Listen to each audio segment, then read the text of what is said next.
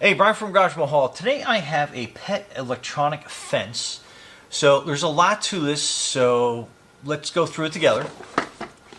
So when we open it up, we get the instruction manual, and it's pretty much a quick read, but I'll explain everything to you, but definitely make sure you read through the manual just to have a thorough understanding of how this works. It's pretty neat. It comes with a tripod that you can put this transmitter on, and it boasts up to 60 days it can last on a charge. I would just gauge that, obviously check on this as you leave it up and out wherever you have it, just so you can kind of have a good understanding of how that works. But pretty neat.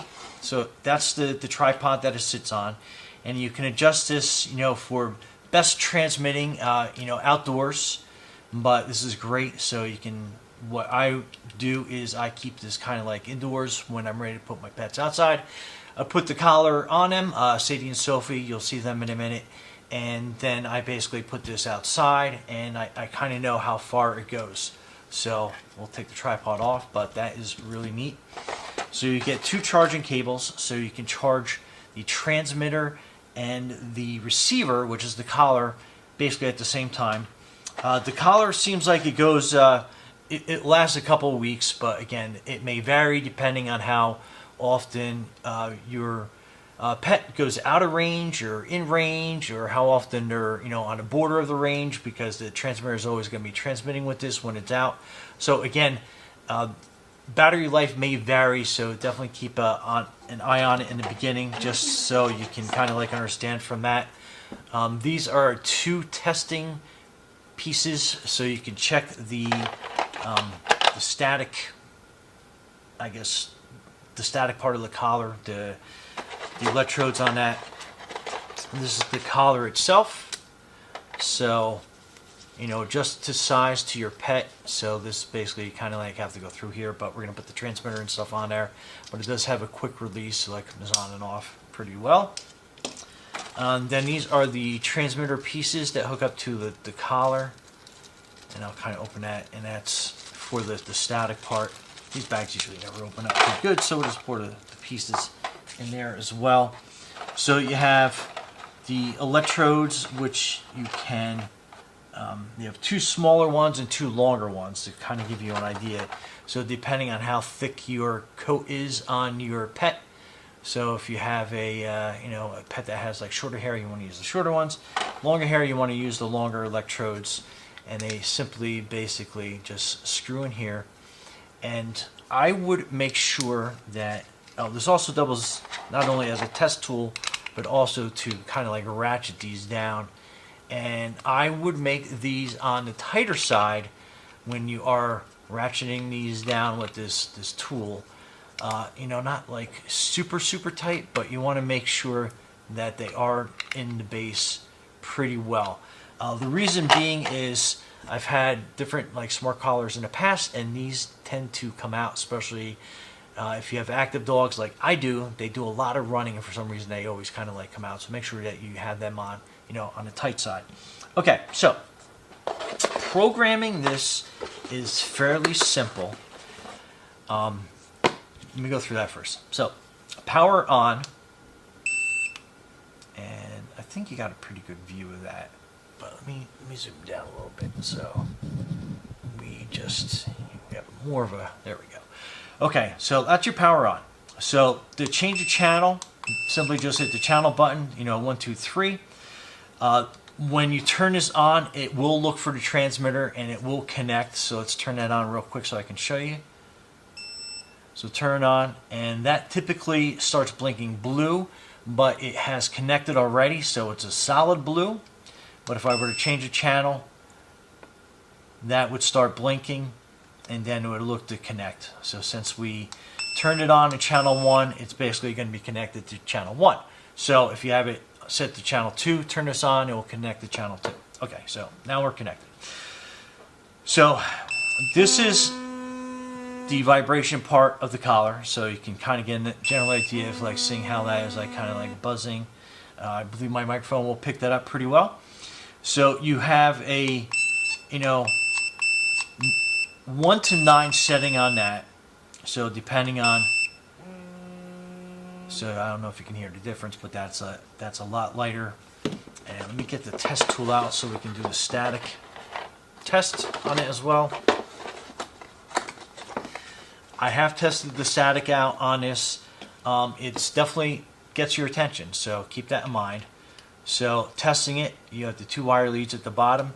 I basically kind of like just hold it on like that. And then when you switch it over, you'll see that little neon light in there. Let me try to get the right angle and shadow on that. But we'll hit it again so you can kind of see how it kind of like glows. So you can test the static on that. I'm not going to put my finger on it for the video, but it does definitely get your attention. So on that you have different settings that you can go up on that, and I believe 9 is the highest. I did not test it on that. I tested it on myself on settings 1, 2, and 3. It does go gradually up, and like I said, it gets your attention, to say the least. Okay, then you have like the tone, and again, it seems like it defaults to 9 as the tone on that as well, but let's go to... So I don't know if you can hear that kind of like echoing. That is the tone on the collar as well. I like to leave my collar on the vibrating mode. I think that is like the best for my animals. They have had the static collars in the past, and so they know that that buzzing is typically like a warning on some of the other collars of, you know, hey, this is as far as you go. So let me get these electrodes off just so I can mount the collar easier. And like I said, you can put the rubber tips on it as well. Okay, so range. Range is an interesting thing on this device, and basically all smart collars. So it boasts 85 feet to 3,500 feet. That 3,500 feet is going to be a wide open field that is flat and not hilly. That is going to be the range for that. No high tension wires, no telephone pole wires or anything else. A wide open field. Okay, just so we know what our expectations are. I had tested the range on this, and it goes pretty far. Did I get 3,500? I would say I got pretty close in an open field demonstration. I don't have a video of that because that was like, I mean, it was a far range. I basically set this transmitter up, and then I walked out with a measuring wheel, and I mean, I was way out. So my thing is, though, that far, it's hard to see your pet. I got to be honest with you. So, like, if you're looking for something that kind of long range, it has that capability. But again, I like to keep my pets kind of like in sight. So anyway, so you have up to 18 different settings. Now, there is no magic setting 1, 100 feet, setting 2, 200 feet. It doesn't quite work that way because depending on your property, you're going to have a lot of electrical interference. Now, my studio, which is basically a large metal box, hampers the performance of the range of this or any transmitter for that matter. You just won't get like the distance if you have a big metal box like a garage in your driveway, or like in your house, for example. So my house is, as you probably can presume, is just laid out with all sorts of different electronic devices. As you can hear Alexa talking in the background. There is just a lot going on here as far as like electronics are concerned.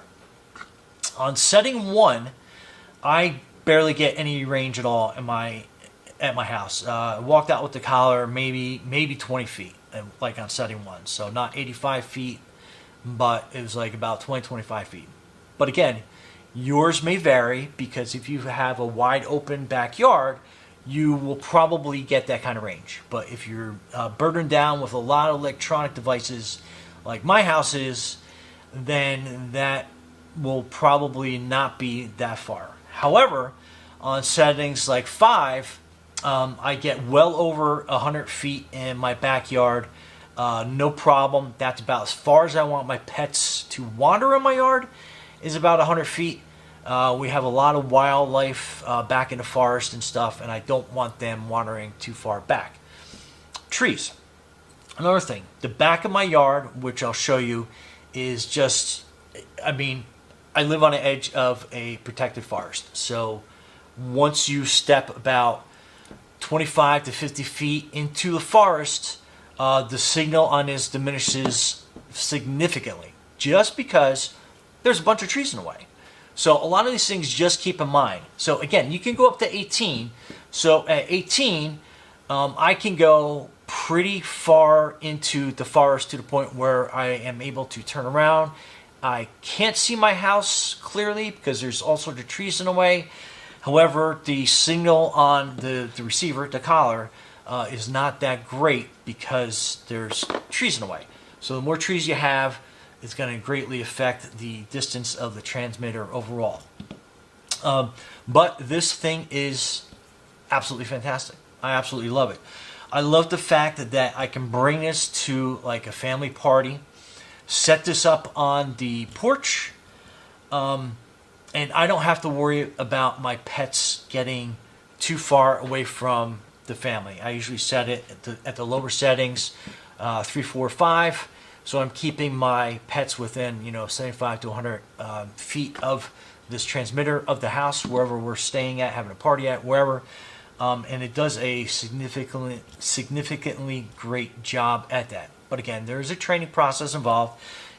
Put it on setting 1 for distance, and then you basically walk out like like as far, holding the collar as far away from the transmitter, and then see when this starts vibrating or beeping, whatever you have it set to, and then you can adjust it. Then you put it on 2, walk a little bit further, 3, a little bit further, etc.